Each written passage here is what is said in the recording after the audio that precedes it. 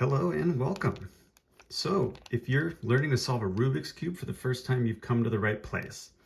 I'm going to try to break this down to you in simple steps that are easy to follow, that will require practice and perhaps some memorization, but I'll break them down in a way that can be easily understood, and you'll soon realize that you do not have to be a genius to solve one of these Rubik's Cubes.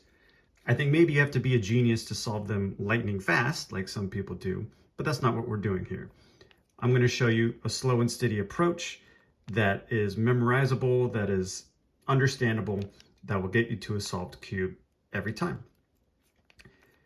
So, a few things about the Rubik's Cube itself, and then about the terminology that I'll be using to give you instructions before we actually start doing moves on the cube. First off, there are three types of pieces on the cube. The first of which are the center squares. So each side of the cube has a center square showing. It only has one color showing, and it's always going to be in the middle.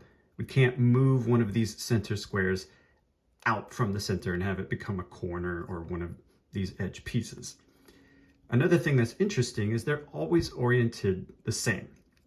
This allows us to use the center squares as a reference for orientating ourselves in reference to the cube.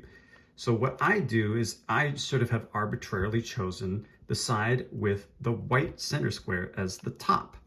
So this will kind of tend to be up on top. Opposite of the white center square is the yellow, and it will always be opposite of the white. And so for me, the yellow is always the bottom. And even if I were to scramble this cube up, if I brought the white side back up to the top, the yellow would always be the opposite on the bottom, and the sides would always go in the same order: blue, orange, green, and red. So when I reference, say, the red side, I would be referring to this layer of the cube. If I said the top layer, I would be referring to this.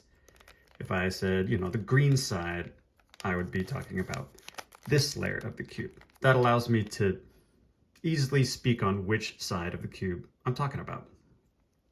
Okay, the second type of piece of the cube, or what I refer to as the edge pieces of the cube. They have two colors showing, and they're kind of in the middle of any of these edges of the cube. And so there's 12 of them, I think. They only will have two sides showing, and they will eventually need to be lined up properly with the corresponding color of the center square.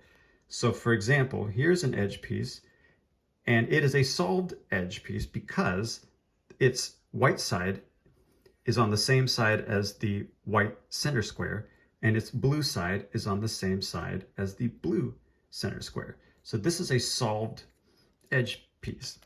And this obviously is an unsolved one. Yellow is not corresponding, and orange is not corresponding with red there. The third and final type of piece on the Rubik's Cube is a corner piece, of which there are 8. And so our goal is to get all of these pieces solved. For example, here is a solved corner piece. The white side of this corner piece is on the correct side. And as you can see, red is corresponding with the red center, and green is corresponding with the green center. Okay, so those are the types of pieces on the cube. And so just to go over what I'll be saying while I give the instructions, I will be telling you how to make certain moves, and you'll often hear me say something like right down.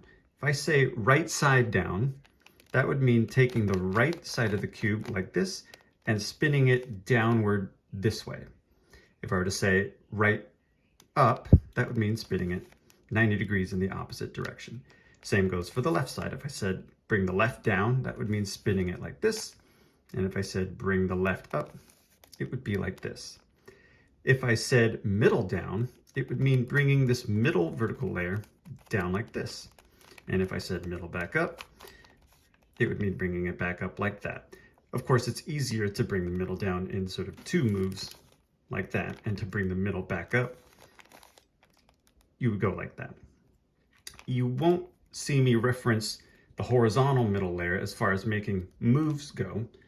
But you will maybe see me reference the top layer. If I said spin the top layer, I would be saying spin this layer, and the same for the bottom layer.